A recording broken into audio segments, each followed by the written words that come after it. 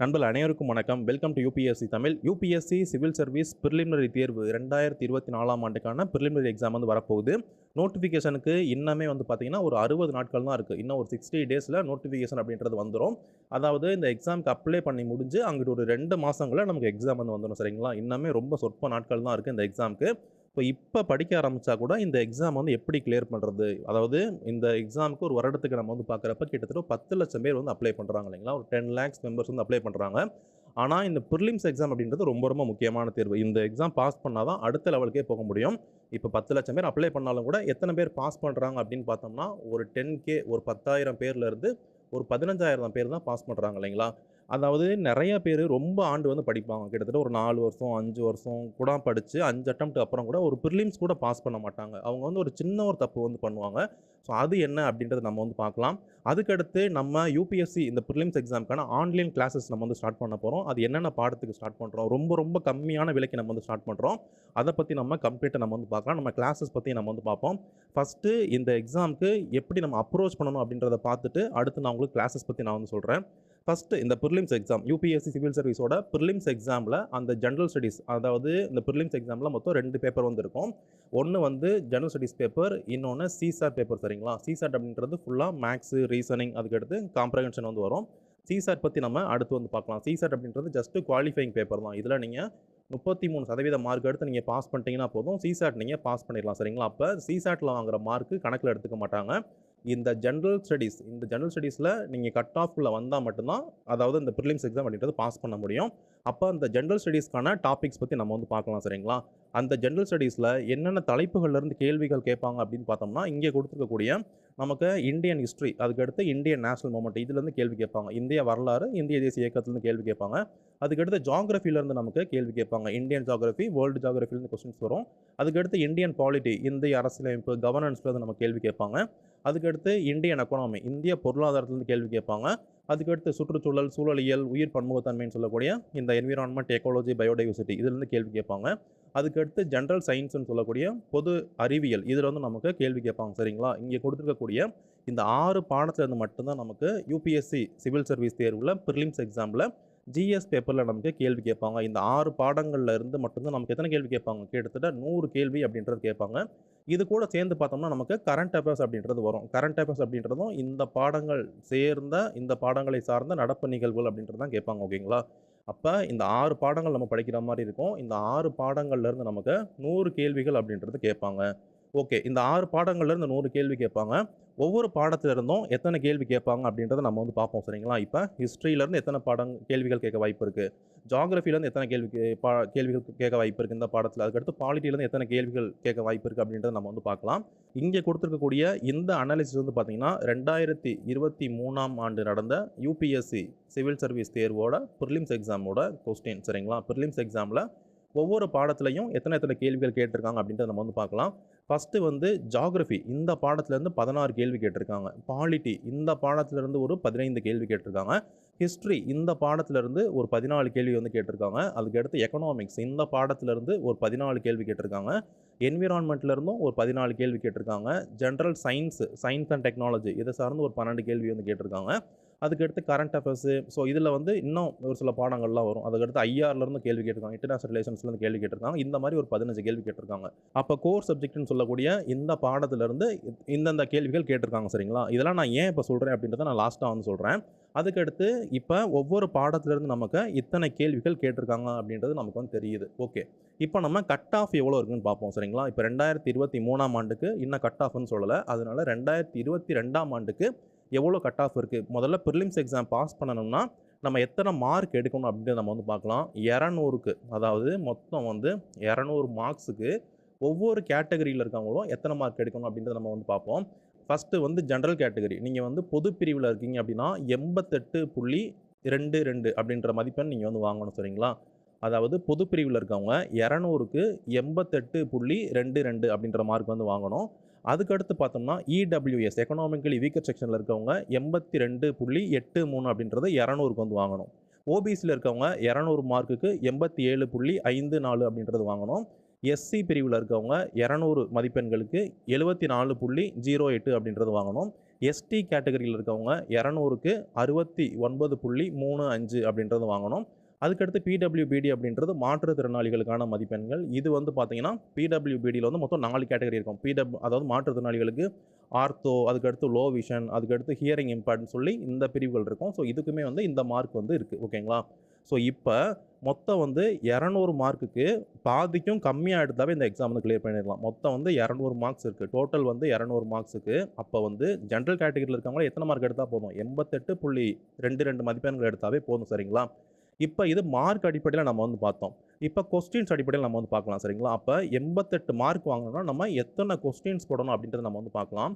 ஒரு கொஸ்டின் வந்து நீங்கள் சரியாக போட்டிங்க அப்படின்னா உங்களுக்கு 2 மார்க் மதிப்பெண்கள். சரிங்களா? அப்போ 2 மார்க்ஸு. அப்போ நீங்கள் ஜென்ரல் கேட்டகரியில் இருந்து இங்கே கொடுத்துருக்கக்கூடிய 88.22 மதிப்பெண்கள் வாங்கணும் அப்படின்னா நீங்கள் ஒரு 45 கேள்வி சரியாக போட்டிங்கன்னா போதும். சரிங்களா? அப்போ 100க்கு 45 கேள்வி சரியாக போட்டால் போதும். நீங்கள் வந்து இடபிள்யூஎஸில் இருக்கீங்க அப்படிங்கிறப்ப நீங்கள் ஒரு 42 கேள்வி சரியாக போட்டிங்கன்னா போதும். 100ல் 42 கேள்வி சரியாக போட்டால் போதும். நீங்கள் ஓபிசியில் வர்றீங்க அப்படிங்கிறப்ப நீங்கள் வந்து 87 மதிப்பெண்கள் வாங்கணும். அப்படிங்கிறப்ப கிட்டத்தட்ட நீங்கள் ஒரு 44 கேள்வி நீங்கள் 100க்கு சரியாக போட்டிங்கன்னா போதும். நீங்கள் எஸ்சி பிரிவில் வர்றீங்க அப்படிங்கிறப்ப நீங்கள் வந்து ஒரு 38 கேள்வி நீங்கள் சரியாக போட்டிங்கன்னா போதும் 100க்கு. சரிங்களா? நீங்கள் எஸ்டி பிரிவில் வர்றீங்க அப்படின்னா நீங்கள் ஒரு 35 கேள்வி 100க்கு நீங்கள் சரியாக போட்டிங்கன்னா போதும். நீங்கள் மாற்றுத்திறனாளி மாணவர்களாக இருக்கீங்க அப்படிங்கிறப்ப மேக்ஸிமமே ஒரு 28 கேள்வி 100 கேள்வியில் வெறும் 28 கேள்விகள் நீங்கள் சரியாக போட்டிங்கன்னா போதும். சரிங்களா? இப்போ இதுதான் ரொம்ப முக்கியமான பாயிண்ட் இப்போ நம்ம பார்க்குறது. இப்போ மொத்தம் நம்ம எத்தனை கேள்வி எழுத போகிறோம்? மொத்தம் வந்து டோட்டல் கொஸ்டின்ஸ் வந்து 100 கேள்வி. சரிங்களா? இப்போ நீங்கள் ப்ரிலிம்ஸ் எக்ஸாமுக்கு படிக்கிறப்ப நீங்கள் வந்து 100 கேள்வி எய்ம் பண்ணவே கூடாது. நான் வந்து எல்லா சப்ஜெக்ட்டுமே படிக்க போகிறேன், நான் வந்து 100க்கு 100 வாங்க போகிறேன், இப்படி நீங்கள் எய்ம் பண்ணிங்கனாவே இந்த எக்ஸாம் வந்து கிளியர் பண்ணுறது சான்ஸே கிடையாது. ஏன்னா யாருனாலையுமே எல்லா பாடத்துலையுமே வந்து எக்ஸ்பர்ட் ஆகவே முடியாது. சரிங்களா? அப்போ உங்களுடைய கேட்டகரி இப்போ நீங்கள் வந்து ஜென்ரலாக இருக்கலாம். ஓகேங்களா? இப்போ ஜென்ரலாக இருக்கலாம், இடபிள்யூஎஸ்ஸாக இருக்கலாம், ஓபிசியாக இருக்கலாம், ஸோ இதில் எஸ்சியாக இருக்கலாம், எஸ்டியாக இருக்கலாம், என்ன கேட்டகரி வேணால் இருக்கலாம்.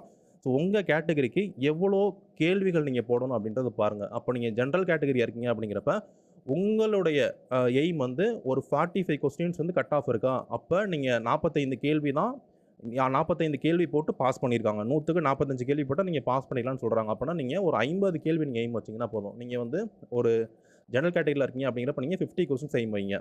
அதே மாதிரி இடபிள்யூஎஸ் நீங்கள் வந்து ஒரு 50 கொஸ்டின்ஸ் எய்ம் வச்சாவே போதும், இந்த எக்ஸாம் வந்து நீங்கள் பாஸ் பண்ணிடலாம். சரிங்களா? அப்போ நமக்கு எத்தனை கேள்வி நமக்கு வந்து எய்ம் தேவைப்படுது? நம்ம 50 கேள்வி தான். இப்போ நம்ம 50 கேள்வி போட்டாவே எந்த கேட்டகரியாக தான் பரவாயில்ல, நம்ம 50 கேள்வி போட்டாவே போதும், இந்த தேர்வு வந்து பாஸ் பண்ணிட முடியும். சரிங்களா? அப்போ நமக்கு ஒவ்வொரு பாடத்துல இருந்தும் எத்தனை கேள்வி கேட்குறாங்க அப்படின்னு நம்ம வந்து பார்ப்போம். சரிங்களா? இப்போ ஒவ்வொரு கேட்டகரியிலையும் நீங்கள் எத்தனை கேள்வி போடணும் அப்படின்னு நான் இங்கே வந்து கொடுத்துருக்கேன். ஸோ 45 கொஸ்டின்ஸ் மேக்ஸிமமே 45 கொஸ்டின்ஸ் தான் போடுற மாதிரி இருக்குது. ஜென்ரலாக இருந்தாவே 45 கேள்வி தான் போடுற மாதிரி இருக்குது. அப்போ நம்ம 50 கொஸ்டின்ஸ் கூட எய்ம் வச்சுக்கலாம். 50 கேள்வி போட்டாவே நீங்கள் என்ன பண்ணிடலாம்? நீங்கள் இந்த எக்ஸாம் வந்து கிளியர் பண்ணிடலாம். அப்போ ஒவ்வொரு பாடத்துலேருந்து எத்தனை கேள்வி கேட்குறாங்க? அப்போ நமக்கு ஜாகிரஃபியிலேருந்து 16 கேள்வி கேட்குறாங்க, பாலிட்டியிலேருந்து 15 கேள்வி, ஸோ ஹிஸ்ட்ரியிலேருந்து 15, எக்கனாமிக்ஸ்லேருந்து 14, ஸோ என்விரான்மெண்ட்டு, சயின்ஸ், இந்த மாதிரி ஒவ்வொரு பாடத்துலேருந்து கேள்வி கேட்குறாங்க. சரிங்களா? இது வந்து எப்போவுமே கான்ஸ்டண்ட்டாக இருக்குமா? இதே மாதிரி தான் கேட்பாங்களா அப்படின்னா கிடையாது. ஒவ்வொரு வருடமும் கேள்வித்தாள் அப்படின்றது மாற்றுவாங்க. ஆனால் எப்படி இருந்தாலும் இந்த ஜாகிரஃபியில் ஒரு 10லேருந்து 15 கேள்வி கட்டாயமாக கேட்பாங்க. பாலிட்டியில் ஒரு 15லேருந்து 20 கேள்வி கண்டிப்பாக கேட்பாங்க. ஹிஸ்ட்ரியில் ஒரு 15லேருந்து 20 கேள்வி கண்டிப்பாக கேட்பாங்க. எக்கனாமிக்ஸில் கட்டாயமாக ஒரு 15லேருந்து 20 கேள்வி அப்படின்றது கண்டிப்பாக வந்து கேட்பாங்க. ஸோ இந்த ஆர்டரில் தான் அந்த கொஸ்டின்ஸ் வந்து மாறும். அதே மாதிரி என்விரான்மெண்ட்லையும் கிட்டத்தட்ட 20+ கூட சம்டைம்ஸ் கேட்பாங்க, 20 வரைக்கும் வந்து கேட்பாங்க. அதே மாதிரி சயின்ஸ்லையும் உங்களுக்கு ஒரு 15 வரைக்கும் வந்து கேட்பாங்க. ஸோ இது வந்து மாறிக்கிட்டே இருக்கும். சரிங்களா? அப்போ நீங்கள் என்ன பண்ணணும் அப்படின்னா, நீங்கள் கொடுத்துருக்கக்கூடிய இந்த எல்லா பாடத்துலையுமே நீங்கள் மாஸ்டராக ட்ரை பண்ணக்கூடாது. நான் எல்லா பாடமுமே படிப்பேன், நான் ஃபுல் மார்க் 100க்கு 100 கொஸ்டின்ஸுமே நான் வந்து போட போகிறேன் அப்படின்றது வைக்காமல், நீங்கள் ஏதோ ஒரு 4 பாடம், அதாவது ஒரு 3லேருந்து 4 பாடம் நீங்கள் ரொம்ப ஸ்ட்ராங்காகுங்க. இப்போ உதாரணத்துக்கு ஜாகிரஃபி, நீங்கள் ஜாகிரஃபி எடுக்கிறீங்க அப்படின்னா ஜாகிரஃபியில் என்ன கேள்வி கேட்டாலும் நான் வந்து போட்டுருவேன். ஜாகிரஃபியில் எப்படினாலும் கொஸ்டின் கேட்கட்டும், எவ்வளோ டஃப்பாக வேணாலும் கொஸ்டின் கேட்கட்டும், எனக்கு ஒரு 16 கேள்வி கேட்குறாங்கன்னா கண்டிப்பாக நான் ஒரு 13 கொஸ்டின்ஸ் கன்ஃபார்மாக நான் போட்டுருவேன் அப்படின்ற அளவுக்கு நீங்கள் ப்ரிப்பரேஷன் பண்ணணும். சரிங்களா? இதில் ஒரு 4 சப்ஜெக்ட் நீங்கள் வந்து எடுத்துக்கோங்க. அந்த சப்ஜெக்ட்டில் நீங்கள் நல்லா மாஸ்டராக இருங்க. எப்படி கேட்டாலும் பரவாயில்ல, ஜாகிரஃபியில் நீங்கள் என்ன பண்ணுங்கள், எப்படி கேட்டாலும் போடுற அளவுக்கு நீங்கள் தயாராகிடணும். அதே மாதிரி பாலிட்டியில் என்ன கொஸ்டின்னாலும் கேட்கட்டும், எப்போ உள்ள கொஸ்டின்னாலும் கேட்கட்டும், நான் வந்து ரெடி. ஸோ பாலிட்டியில் என்ன பண்ணலாம், அவங்க எப்படி கொஸ்டின் கேட்டாலும் இப்போ ஒரு 15 கேள்வி கேட்குறாங்க அப்படின்னா நான் ஒரு 13 கேள்வி கண்டிப்பாக போட்டுருவேன், ஒரு 12 கேள்வி வந்து கண்டிப்பாக நான் போட்டுருவேன்னு சொல்லிட்டு. ஸோ இந்த மாதிரி நீங்கள் ஒரு 4 சப்ஜெக்ட் நீங்கள் வந்து ஃபஸ்ட்டு எய்ம் பண்ணுங்க சரிங்களா. எல்லா பாடமே படித்து நான் இதுவும் படிப்பேன் இதுவும் படிப்பேன் இதுவும் படிப்பேன் இதுவும் படிப்பேன்னு சொல்லி எல்லாமே படித்து நமக்கு ப்ரெஷர் ஆகிக்காமல் ஒரு 4 சப்ஜெக்ட் நம்ம எய்ம் பண்ணுறது அப்படின்றது ரொம்ப கரெக்டு. இதில் வந்து பார்த்திங்கன்னா நம்ம நிறையா பேர் ஆப்ஷனல்ஸாகவே நம்ம இங்கே இருக்கக்கூடிய இந்த பாடங்களில் நம்ம வந்து எடுப்போம். ஜாகிரஃபி நீங்கள் நிறையா பேர் ஆப்ஷனலாக வந்து எடுத்துருக்க வாய்ப்பு கூட இருக்குது. ஸோ ஜாகிரஃபி யாருனாலுமே படிக்கலாம். ஜாகிரஃபி படித்தா மட்டும்தான், அதாவது காலேஜில் ஜாகிரஃபி படித்தா மட்டும்தான் படிக்க முடியும் அப்படின்றது கிடையாது. அதே மாதிரி பார்த்தோம்னா இந்தியன் பாலிட்டின்னு சொல்லக்கூடிய இந்த பாடம், இந்தியன் பாலிட்டியும் நீங்கள் காலேஜ்லையோ இல்லைனா 11th 12thலையோ நீங்கள் வந்து பாலிட்டி படிச்சிருக்கணும், அப்போ தான் இந்த பாடம் படிக்க முடியும் அப்படின்றதும் கிடையாது. அதே மாதிரி வரலாறு வந்து நம்ம கல்லூரியில் கண்டிப்பாக வரலாறு பாடம் எடுத்துருக்கணும், அப்போ தான் வரலாறு வந்து தெரிஞ்சுக்க முடியும் அப்படின்றதும் கிடையாது. எக்கனாமிக்ஸ் அப்படின்றதும் ரொம்ப சுலபமான பாடம். எக்கனாமிக்ஸ் இல்லாமல் பொருளாதாரம் இல்லாமல் எதுவுமே இயங்காது. ஸோ பொருளாதாரம் அப்படின்றது ஒரு காற்று மாதிரி, இது ரொம்ப ரொம்ப முக்கியமான எல்லாரும் தெரிஞ்சுக்க வேண்டிய ஒன்று. ஸோ பொருளாதாரமாக எல்லாமே தெரிஞ்சுக்க முடியும் சரிங்களா. இந்த 4, அதாவது இங்கே இருக்கக்கூடிய எந்த பாடம் வேணாலும் எடுத்துக்கலாம். ஸோ இங்கே இருக்க ஃபஸ்ட்டு 2 லெசன், இந்த 2 லெசன் எடுத்துக்கலாம். இந்த 4 சப்ஜெக்ட் வந்து ஜென்ரலாக இருக்க யாருனாலுமே எடுக்க முடியும். ஆர்ட்ஸ் படிச்சிருந்தாலும் இந்த 4 பாடங்கள் படிக்கலாம், சயின்ஸ் படிச்சிருந்தாலும் இந்த 4 பாடங்கள் படிக்கலாம், நீங்கள் இன்ஜினியரிங் மெடிக்கல் எது படிச்சிருந்தாலும் இந்த 4 பாடங்கள் படிக்க முடியுன்றதுனால இந்த 4 பாடங்களுக்கான கிராஷ் கோர்ஸ் நம்ம வந்து ஸ்டார்ட் பண்ணுறோம் சரிங்களா. அதாவது இந்தியன் ஹிஸ்ட்ரி அப்படின்னு பார்க்குறப்ப நம்ம இதில் கூட எல்லாமே நம்ம வந்து படிப்போம். அதாவது ஏன்ஷியன்ட் இந்தியன் ஹிஸ்ட்ரி உங்களுக்கு நடத்தி கொடுப்போம். அதே மாதிரி மீடிவல் இந்தியன் ஹிஸ்ட்ரி, அதாவது சமகால இந்திய வரலாறு, அதே மாதிரி மாடர்ன் இந்தியன் ஹிஸ்ட்ரி. ஸோ இந்த கிளாஸஸ் உங்களுக்கு வந்து வரும். அதே மாதிரி இந்தியன் நேஷனல் மூமெண்ட்டு, நம்ம சுதந்திரம் வாங்கின இந்திய தேசிய இயக்கம், இந்த கிராஷ் கோர்ஸும் உங்களுக்கு இந்த கிளாஸஸ் நம்ம வந்து நடத்துவோம். அதே மாதிரி இந்தியன் பாலிட்டி அப்படின்னு பார்க்குறப்ப ஸ்டார்டிங்லேருந்து உங்களுக்கு இந்தியன் பாலிட்டி, இந்திய அரசியலமைப்பு கம்ப்ளீட்டாக நம்ம வந்து எடுத்து கொடுப்போம். அதே மாதிரி ஜாகிரஃபி அப்படின்னு பார்க்குறப்ப நமக்கு ஃபிசிக்கல் ஜாகிரஃபி, ஹியூமன் ஜாகிரஃபி, அதுக்கடுத்து எக்கனாமிக் ஜாகிரஃபி அதுவும் இருக்கும். ஸோ அதே மாதிரி இந்தியன் ஜாகிரஃபி இதையுமே நம்ம உங்களுக்கு இந்த பாடத்தில் கிராஷ் கோர்ஸில் வந்து எடுத்து கொடுக்குறோம். அதே மாதிரி இந்தியன் எக்கனாமிக்ஸ், இந்திய பொருளாதாரமும் ப்ரிலிம்ஸ் எக்ஸாமுக்கு நம்ம எடுத்து கொடுக்கணும் சரிங்களா. இந்த 4 பாடங்களுக்குமான கிராஷ் கோர்ஸ் நம்ம வந்து ஸ்டார்ட் பண்ணுறோம். அதாவது ஃபவுண்டேஷன் கோர்ஸ் ப்ரிலிம்ஸ் எக்ஸாமுக்காக நம்ம வந்து ஸ்டார்ட் பண்ணுறோம். கட்டாயமாக நீங்கள் அந்த கோர்ஸ் வந்து யூஸ் பண்ணிக்கோங்க. ப்ரிலிம்ஸ் எக்ஸாமுக்கான நம்ம இந்த சிவில் சர்வீஸ் எக்ஸாமுக்கான நோட்டிஃபிகேஷன் அப்படின்னு பார்க்குறப்ப நமக்கு 14/2/2024 இந்த டேட்டில் வந்து வந்துடும். இன்னமே ஒரு 60 நாட்கள் மட்டும்தான் வந்துருக்கு. ஸோ அப்படிங்கிறப்ப நம்ம கிளாஸ் வந்து பார்த்திங்கன்னா தமிழ்லையும் இருக்கும், ஸோ இங்கிலீஷ்லையுமே 2 இதுலையுமே வந்து இருக்கும். ஸோ இந்த பாடங்களுக்கு நம்ம கிராஷ் கோர்ஸ் வந்து ஸ்டார்ட் பண்ணுறோம் சரிங்களா. ஸோ இந்த கிளாஸ் கோர்ஸில் யார் ஜாயின் பண்ணலாம் அப்படின்னு பார்த்தீங்கன்னா, நீங்கள் 2024 இந்த ஆண்டுக்கு நீங்கள் ப்ரிப்பரேஷன் பண்ணுறீங்க அப்படின்னா மட்டும் நீங்கள் வந்து ஜாயின் பண்ணுங்கள். நீங்கள் 2025க்கு தான் நீங்கள் வந்து படிக்கிறீங்க அப்படின்னா நீங்கள் வெயிட் பண்ணுங்கள். உங்களுக்கு தனி கிளாஸ் நம்ம வந்து கொண்டு வருவோம். நீங்கள் 2024 நான் இப்போ தான் ஸ்டார்ட் பண்ணுறேன், எனக்கு வந்து எதுவுமே தெரியாதுண்ணா, ஆனால் நான் வந்து படிக்கணும் அப்படின்னு இருக்கேன் அப்படின்னா கட்டாயமாக நீங்கள் ஜாயின் பண்ணுங்கள். உங்களுக்கு ப்ரிலிம்ஸில் நீங்கள் நல்ல ஒரு ஸ்கோர் வந்து கண்டிப்பாக வந்து பண்ண முடியும். ஸோ உங்களுக்கு நம்ம பேசிக்லேருந்து நல்லாவே நம்ம வந்து எடுத்து கொடுப்போம். ஸோ 2024க்கு படிக்கிறவங்க ஜாயின் பண்ணுங்கள். அதுக்கடுத்து சின்சியரான ஆஸ்பிரண்ட்டாக நம்ம கிளாஸ்க்கு ஜாயின் பண்ணுறீங்க அப்படிங்கிறப்ப நீங்கள் கிளாஸ்க்கு கட்டாயமாக லீவ் போடவே கூடாது. ஒரு நாள் இப்போ நம்ம உதாரணத்துக்கு ஒரு நாள் நம்ம ஃபண்டமெண்டல் ரைட்ஸ் எடுக்கணும்னு வச்சுக்கோம். ஃபண்டமெண்டல் ரைட்ஸ் வந்து கண்டிப்பாக ப்ரிலிம்ஸில் ஒரு 4 கேள்வி வரைக்குமே வரும். 3லேருந்து ஒரு 4 கேள்வி வரும். இந்த ஒரு நாள் நீங்கள் வந்து கிளாஸ் மிஸ் பண்ணிட்டீங்க அப்படின்னா ப்ரிலிம்ஸில் உங்களுக்கு 4 கேள்வி, 3லேருந்து 4 கேள்வி வந்து போயிடும் சரிங்களா. ஸோ அதனால் நீங்கள் சின்சியர் ஆஸ்பிரண்ட்டாக இருக்கீங்க, நான் கட்டாயமாக இந்த வருஷம் பாஸ் பண்ணியே ஆவேன் அப்படின்ற ஆஸ்பிரண்ட்டாக இருக்கீங்க அப்படின்னா கண்டிப்பாக நீங்கள் நம்ம கிளாஸில் வந்து ஜாயின் பண்ணலாம். ஸோ ப்ளஸ் 2024க்கு நீங்கள் படிக்கிற மாதிரி வந்து இருக்கும் சரிங்களா. கிளாஸஸ் டைமிங் அப்படின்னு பார்க்குறப்ப ஒவ்வொரு நாளுமே உங்களுக்கு 5 மணி நேரம் கிளாஸஸ் அப்படின்றது நடக்கும். காலையில் உங்களுக்கு 5:30 மணிலேருந்து 8 மணி வரைக்கும் உங்களுக்கு கிளாஸ் இருக்கும் சரிங்களா. காலையில் 5:30லேருந்து 8 AM வரைக்கும் உங்களுக்கு கிளாஸ் இருக்கும். சப்போஸ் 2 ஹவர்ஸை நம்ம மாற்றுறோம் அப்படிங்கிறப்ப உங்களுக்கு 6லேருந்து 8 வரைக்கும் மாற்றி இருக்கும் கண்டிப்பாக. ஆனால் 5:30 to 8 வந்து இருக்கும். ஸோ இந்த டைமிங் வந்து நீங்கள் கட்டாயமாக கிளாஸ்க்கு வரணும். டெய்லியுமே நீங்கள் வந்து லீவ் எடுக்காமல் வந்தே ஆகணும். ஸோ அதே மாதிரி ஈவினிங் அப்படின்னு பார்க்குறப்ப உங்களுக்கு 6:30லேருந்து 9 PM வரைக்கும் உங்களுக்கு கிளாஸ் அப்படின்றது இருக்கும் சரிங்களா. அதாவது ஒரு நாள் காலையில், இன்னொரு நாள் மதியம் அப்படின்றது கிடையாது. டெய்லியுமே உங்களுக்கு காலையிலையும் கிளாஸ் இருக்கும், டெய்லி மார்னிங்கும் உங்களுக்கு கிளாஸ் இருக்கும், டெய்லி ஈவினிங்கும் உங்களுக்கு கிளாஸ் இருக்கும் சரிங்களா. ஸோ இதுதான் வந்து கிளாஸ் டைமிங். டெய்லியுமே உங்களுக்கு லைவ் கிளாஸஸ் தான் இருக்கும் ஓகேங்களா. உங்களுக்கு ஜூம் ஆப்பில் லைவ் கிளாஸ் தான் வந்து இருக்கும். ரெக்கார்டடாக நம்ம ரெக்கார்ட் பண்ணி உங்களை படிக்க சொல்ல போகிறது கிடையாது. லைவ் கிளாஸே உங்களுக்கு வந்து இருக்கும் சரிங்களா. ஸோ லிமிட்டட் சீட்ஸ் மட்டும் தான் வந்து இருக்கும். நீங்கள் ஜாயின் பண்ணுறீங்க அப்படிங்கிறப்ப ஃபஸ்ட்டே நீங்கள் வந்து ஜாயின் பண்ணிடுறீங்க. நீங்கள் லேட்டாக நீங்கள் அந்த சீட்ஸ் முடிஞ்சிருச்சு அப்படிங்கிறப்ப நீங்கள் நெக்ஸ்ட்டு பேட்சில் தான் நீங்கள் வந்து நீங்கள் வந்து ஜாயின் பண்ணுவீங்க. ஸோ அதுக்கடுத்து இதுக்கான சோர்ஸ் நம்ம கிளாஸில் வந்து எந்த மெட்டீரியலை பேஸ் பண்ணி எடுக்கிறோம் அப்படிங்கிறப்ப எல்லாமே வந்து அஃபிஷியல் மெட்டீரியல், அதுக்கடுத்து ஸ்டாண்டர்ட் புக் மட்டும்தான். நான் உங்களுக்கு ஒரு நோட்ஸ் கொடுத்து, அதாவது நோட்ஸ் அப்படின்றத இப்போ ஆல்ரெடி இருக்கக்கூடிய புத்தகங்கள், அதுக்கடுத்து அதில் இருந்து தான் நம்ம வந்து நோட்ஸ் கிரியேட் பண்ணுறோம் சரிங்களா. ஸோ அப்படிங்கிறப்ப அதை நான் ஆல்ரெடி இருக்க நல்ல புக்கை விட்டுட்டு அந்த புக்கிலேருந்து நம்ம காப்பி பண்ணி ஸோ அதையே நான் உருவாக்கின மாதிரி கொடுக்குறதுல நமக்கு வந்து விருப்பம் இல்லை. ஸோ அதனால் அது உங்களுக்குமே டைம் வேஸ்ட்டு. ஸோ அதனால் ஸ்டாண்டர்ட் புக்கு ஆல்ரெடி இருக்கக்கூடிய நல்ல ஸ்டாண்டர்ட் புக் நான் சொல்கிறேன். ஸோ அந்த புக்ஸ் நீங்கள் வாங்கிக்கோங்க. அந்த புக்ஸை பேஸ் பண்ணி உங்களுக்கு ஒரு நல்ல தரமான கிளாஸஸ் அப்படின்றது இருக்கும். இந்த கிளாஸஸ் ஜாயின் பண்ணோன்னா புக் லிஸ்ட்டு நீங்கள் என்ன புக்ஸ் வாங்கணும் அப்படின்றத நான் சொல்கிறேன். நீங்கள் கிளாஸ் வர்றதுக்குள்ளே நீங்கள் என்ன பண்ணுங்கள், அந்த புக்ஸ் நீங்கள் வாங்கி வச்சுக்கோங்க. சரிங்களா? சும்மா கம்மியான புக் மட்டும்தான், ஒரு 2-3 புக் மட்டும் தான் சொல்கிற மாதிரி இருக்கும். ஸோ அந்த புக் நீங்கள் வாங்கிக்கோங்க. அப்படி அந்த புக் வாங்கலனா கூட நம்ம பிடிஎஃப்ல வாங்கிக்கலாம். ஸோ புக் வாங்குறீங்க அப்படிங்கிறது பெட்டர். சரிங்களா? என்ன புக் வாங்கணும் அப்படின்றத சொல்கிறேன். ஸோ அந்த புக்ஸ் நீங்கள் வாங்கிக்கலாம். அதுக்கடுத்து கிளாஸஸ் அப்படின்றது உங்களுக்கு ஜூம் ஆப்பில் தான் உங்களுக்கு டெய்லியுமே வந்து நடக்கும். சரிங்களா? ஸோ இதுக்கடுத்து பார்க்குறப்ப ஃபீஸ் நமக்கு வந்து இந்த 4 பாடம், அதாவது 4 கிளாஸ் கோர்ஸ்க்கு எவ்வளோ ஃபீஸ் அப்படின்றத நம்ம வந்து பார்ப்போம். ஒரு கிராஷ் கோர்ஸ் இப்போ வந்து இந்தியன் பாலிட்டி அப்படின்ற கிராஷ் கோர்ஸ் எடுக்கிறாங்க அப்படின்னாவே மார்க்கெட்டில் எவ்வளோ ஃபீஸ் ஃபிக்ஸ் பண்ணுறாங்க அப்படின்னு பார்த்தோன்னா குறைஞ்சபட்சம் 7,000 அப்படின்றது அந்த ஒரு பாடத்துக்கே வந்து கேட்குறாங்க. ரூ. 7,000 அப்படின்றது மினிமம் 7,000லேருந்து ரூ. 10,000 வரைக்கும் மினிமமாக கேட்பாங்க. குறைஞ்சபட்சமே ஒரு 10,000 கேட்குறாங்க, இல்லைனா வந்து 7,000 கேட்குறாங்க. சரிங்களா? அப்போ நம்ம 4 பாடம் எடுக்கிறோம் அப்படிங்கிறப்ப ரூ. 28,000. நீங்கள் ப்ரைவேட்டில் போனீங்க அப்படின்னா ரூ. 28,000 குறைஞ்சபட்சம். ஸோ அதே மாதிரி ஒரு சில இடத்துல 40,000 வரைக்குமே வந்து வாங்குறாங்க. சரிங்களா? ஸோ இந்த அளவுக்கு அந்த ஃபீஸ் அப்படின்றது இருக்குது. ஆனால் நம்ம கிளாஸஸில் ரொம்ப கம்மியாக 4 பாடமே சேர்த்து கிட்டத்தட்ட ஒரு பாடத்துக்கே கிட்டத்தட்ட ரூ. 10,000 வந்து வாங்குறாங்க. ஒரு பாடத்துக்கு பொதுவாக வந்து 10,000 அப்படின்றது மிச்ச இடத்துல வாங்குறாங்க. பட் நம்ம வந்து இந்த 4 பாடமே சேர்த்து உங்களுக்கு இந்தியன் ஹிஸ்ட்ரியில் உங்களுக்கு எல்லாமே வரும். ஏன்ஷியன்ட், மிடிவல், மாடர்ன் எல்லாமே வந்துருக்கும். ஸோ அதே மாதிரி இந்தியன் நேஷனல் மூமெண்ட்டு, அதுக்கடுத்து இந்தியன் பாலிட்டி ஃபுல் கோர்ஸு, அதுக்கடுத்து ஜியாகிரஃபிலையும் ஃபுல்லாக எடுத்து கொடுக்குறோம். எக்கனாமிக்ஸும் உங்களுக்கு ஃபுல்லாக வந்து எடுத்து கொடுக்குறோம்.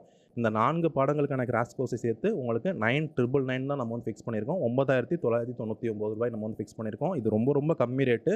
நீங்கள் ஒரு பாடத்துக்கு இந்தியன் பாலிட்டிக்கு மட்டுமே கிட்டத்தட்ட ரூ. 7,000 10,000 வாங்குவாங்க. ஒரு லெசனுக்கு மட்டுமே வாங்குற இடத்துல நம்ம இந்த எல்லா பாடங்களுக்குமே சேர்த்தே நம்ம இந்த அமௌண்ட் நம்ம வந்து ஃபிக்ஸ் பண்ணியிருக்கோம். இது வந்து நம்ம ஃபஸ்ட்டு இப்போ கிளாஸ் தொடங்குறதுனால இந்த அமௌண்ட் நம்ம வந்து வச்சுருக்கோம். சரிங்களா? இது அடுத்த பேட்சஸ்க்கு வந்து இந்த அமௌண்ட் வந்து கூடிரும். நீங்கள் ஏர்லியாக ஜாயின் பண்ணுறீங்க அப்படிங்கிறப்ப இந்த அமௌண்ட் கொடுத்து நீங்கள் வந்து ஜாயின் பண்ணிக்கலாம். கிளாஸஸ் அப்படின்னு பார்க்குறப்ப 14ஆம் தேதி 14 டிசம்பர்லேருந்து உங்களுக்கு கிளாஸஸ் அப்படின்றது இருக்கும். நான் சொன்னபடி உங்களுக்கு இந்த 14ஆம் தேதி உங்களுக்கு காலையிலையும் மார்னிங்கும் உங்களுக்கு வந்து கிளாஸ் இருக்கும். அதே மாதிரி உங்களுக்கு ஈவினிங்கும் உங்களுக்கு கிளாஸ் இருக்கும். கிளாஸஸ் வந்து கண்டிப்பாக நீங்கள் அட்டன் பண்ணி ஆகணும். ஸோ அந்த டைமிங்கில் மட்டும்தான் உங்களுக்கு கிளாஸஸ் அப்படின்றது இருக்கும். இது ரொம்ப கம்மி ப்ரைஸு. ஸோ இது வந்து ஒரு பாடத்துக்கு எல்லாருமே வாங்குகிற ப்ரைஸை நம்ம மொத்த பாடத்துக்குமே 4 பாடத்துக்கும் சேர்த்தே நம்ம வந்து வாங்குகிறோம். இப்போ நீங்கள் ஒரு குரூப் 4 எக்ஸாமுக்கு நீங்கள் கிளாஸ் போனீங்கன்னா கூட கிட்டத்தட்ட ஒரு ரூ. 15,000 வந்து ஃபீஸ் கேட்பாங்க. குரூப் 4க்கே ஒரு 15,000-20,000 கேட்பாங்க. ஆனால் UPSC எக்ஸாமுக்கு இவ்வளோ பாடங்கள் சேர்த்தே நம்ம இந்த ப்ரைஸ் தான் நம்ம வந்து ஃபிக்ஸ் பண்ணுறோம்.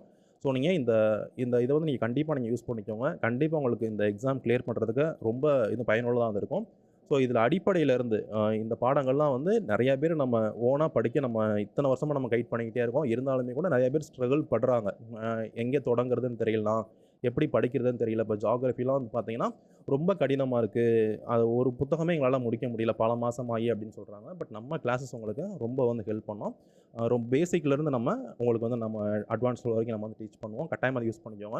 நீங்கள் நெக்ஸ்ட்டு பேட்சில் ஜாயின் பண்ணுறீங்க, அதாவது இந்த ஒரு வாரத்துக்குள்ளே நீங்கள் ஜாயின் பண்ணுறீங்க, நீங்கள் 13 டிசம்பருக்குள்ளே நீங்கள் ஜாயின் பண்ணுறீங்க அப்படிங்கிறப்ப உங்களுக்கு இந்த அமௌண்ட் தான் இருக்கும். சரிங்களா? இந்த 1 வீக் அப்புறம் வந்து பார்த்தீங்கன்னா இந்த அமௌண்ட் அப்படின்றது மாறிடும். ஸோ முடிஞ்ச வரைக்கும் நீங்கள் சீக்கிரமாகவே நீங்கள் ஜாயின் பண்ணிடுங்க. ஓகேங்களா? அப்போ தான் உங்களுக்கு நீங்கள் இயர்லியாக ஸ்டார்ட் பண்ண முடியும். இந்த பாடங்கள் நீங்கள் ஸ்ட்ராங் பண்ணிட்டீங்க அப்படின்னா நெக்ஸ்ட்டு பாடங்கள் நீங்கள் படிக்க ஸ்டார்ட் பண்ணலாம். நீங்கள் கிளாஸஸில் ஜாயின் பண்ண இந்த நம்பருக்கு நீங்கள் வந்து வாட்ஸ்அப் வந்து பண்ணுங்கள். வாட்ஸ்அப்பில் நீங்கள் இந்த நம்பருக்கு நீங்கள் வந்து மெசேஜ் பண்ணுங்கள். நான் உங்களுக்கு டீல்ஸும் சென்ட் பண்ணுறேன். நீங்கள் பேமெண்ட் பண்ணோன்னே உங்களுக்கு ஒரு ஃபார்ம் வந்து சென்ட் பண்ணுவேன். ஸோ அந்த ஃபார்ம் வந்து நீங்கள் ஃபில் பண்ணிடுங்க. உங்களுக்கான ஐடி நம்ம வந்து கொடுப்போம். ஸோ உங்களுக்கு கிளாஸஸ் வந்து 14ஆம் தேதியிலேருந்து உங்களுக்கு கிளாஸ் வந்து ஸ்டார்ட் ஆகும். சரிங்களா? ஃபஸ்ட்டு அந்த சிலபஸ்லேருந்து எப்படி படிக்கணும், ப்ரிலிம்ஸுக்கு என்ன மாதிரி படிக்கணும், மெயின்ஸுக்கு என்ன ஸ்ட்ராட்டஜி வந்து யூஸ் பண்ணலாம், இந்த கம்மியான நேரத்தில் எப்படி இந்த எக்ஸாம் வந்து கிளியர் பண்ணுறது அப்படின்றத நம்ம வந்து பார்க்கலாம். இந்த தேர்வு பொறுத்த வரைக்கும் முடிஞ்ச வரைக்கும் நீங்கள் சீக்கிரமாக பாஸ் பண்ணிடுங்க. இப்போ நம்ம எக்ஸாம் இந்த UPSC வந்து நம்ம எய்ம் வச்சுட்டோம் அப்படின்னா உடனே நம்ம வந்து அதுக்கான எஃபோர்ட் போட்டு நம்ம வந்து பாஸ் பண்ணிடணும். இந்த தேர்வுக்கு படிக்கணும் அப்படின்னா அந்த UPSC கிளியர் பண்ணணும் அப்படிங்கிறப்ப நான் ஒரு 2 வருஷம் படிக்கணும், 3 வருஷம் படிக்கணும் அப்படின்ற மாயையெல்லாம் விட்டுட்டு உடனே நம்ம இருக்கக்கூடிய இந்த குறிப்பிட்ட நாளில் கூட நம்ம கரெக்டான ஸ்ட்ராட்டஜி பண்ணி நம்ம நல்லா படித்தோம். ஸ்ட்ராட்டஜி அப்படின்றது ஒன்றும் இல்லை, நம்ம எதை படிக்கணும், அதை வந்து எப்படி படிக்கணும் அப்படின்றது தான் ஸ்ட்ராட்டஜி. படிக்காமல் இருக்கிறது பேர் ஸ்ட்ராட்டஜி இல்லை. தேவையானது படிக்கிறது, அளவாக படிக்கிறது, நல்லா ஆழ்ந்து படிக்கிறது. ஸோ அதுதான் வந்து கரெக்டான ஸ்ட்ராட்டஜி. அதை தெரிஞ்சுட்டு சீக்கிரமாக இந்த எக்ஸாம் வந்து கிளியர் பண்ணலாம். ப்ரிலிம்ஸ் ப்ளஸ் மெயின்ஸுக்கும் நீங்கள் வந்து என்ன மாதிரி அப்ரோச் பண்ணணும் அப்படின்றது நான் உங்களுக்கு வந்து சொல்கிறேன். இந்த கிளாஸஸில் நான் வந்து உங்களுக்கு கட்டாயமாக நான் வந்து கைட் பண்ணுறேன். ஸோ நம்ம கிளாஸஸில் கூடுமான நேரில் நீங்கள் சீக்கிரமாக ஜாயின் பண்ணிடுங்க. ஸோ இந்த நம்பருக்கு நீங்கள் வந்து மெசேஜ் பண்ணிங்க அப்படின்னா நம்ம கிளாஸஸில் நீங்கள் ஜாயின் பண்ணிக்கலாம். சரிங்களா? உங்களுக்கு வேறு ஏதாவது சந்தேகங்கள் இருக்குது அப்படிங்கிறப்ப நீங்கள் வந்து கமெண்ட் பண்ணுங்கள். ஸோ அதே மாதிரி நீங்கள் எனக்கு இந்த நம்பருக்கு நீங்கள் வாட்ஸ்அப் பண்ணலாம் சரிங்களா. வாட்ஸ்அப்பில் இந்த நம்பருக்கு நீங்கள் மெசேஜ் பண்ணுங்கள். நம்ம டெலகிராம் சேனல் நிறைய அப்டேட்ஸ் நம்ம டெலகிராம் சேனல் வந்து போடுறோம். ஸோ இதில் நீங்கள் ஜாயின் பண்ணிக்கோங்க. அதே மாதிரி நீங்கள் எனக்கு இன்ஸ்டாகிராமில் நீங்கள் மெசேஜ் பண்ணலாம். இந்த ஐடியில் நீங்கள் மெசேஜ் பண்ணீங்க அப்படின்னா நான் உங்களுக்கு ரிப்ளை பண்ணுவேன் சரிங்களா. வேறு சந்தேகங்கள் இருக்குது அப்படி நீங்கள் கமெண்ட் பண்ணுங்கள். Thank you friends.